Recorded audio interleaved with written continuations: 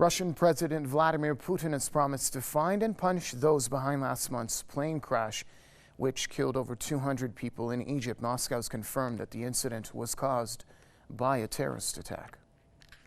The murder of our people in Sinai is one of the bloodiest by the number of victims of such crimes.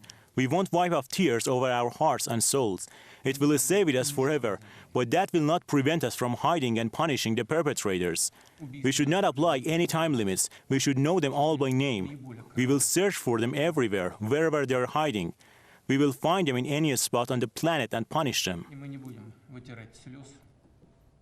Putin also pledged to intensify anti-terrorist airstrikes in Syria. The Russian Federal Security Service says that traces of explosives have been found in the wreckage of the plane, which disintegrated in midair.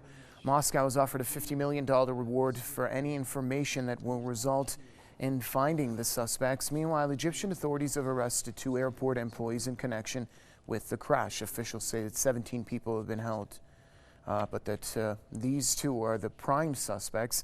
On October the 31st, the Russian airliner crashed in Egypt's Sinai Peninsula shortly after takeoff. It was the deadliest aviation disaster in Russia's history. Author and radio host Stephen Lenman joins us now from Chicago. Mr. Lenman, it's great to have you with us here on Press TV.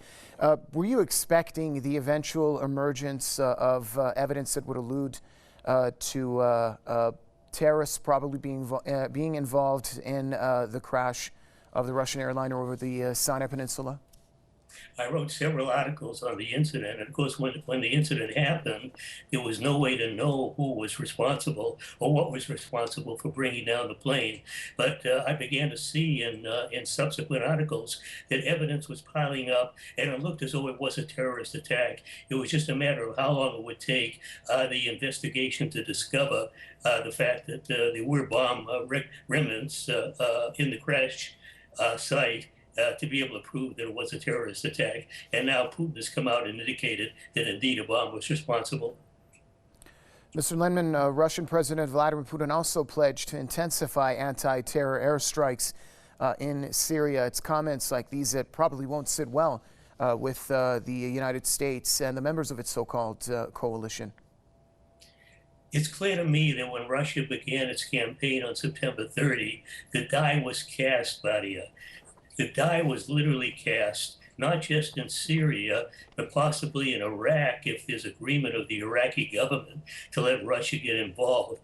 But Russia's main concern is the possibility or even likelihood, if nothing happens, that DAESH will infiltrate Central Asia, which it already has in Afghanistan, and make its way into parts of Russia, let alone possibly into Moscow or St. Petersburg or other major locations. And Putin is absolutely determined. Let me get my video back on. All right, I believe we've lost that connection. That was author and radio host Stephen Lenman joining us from Chicago.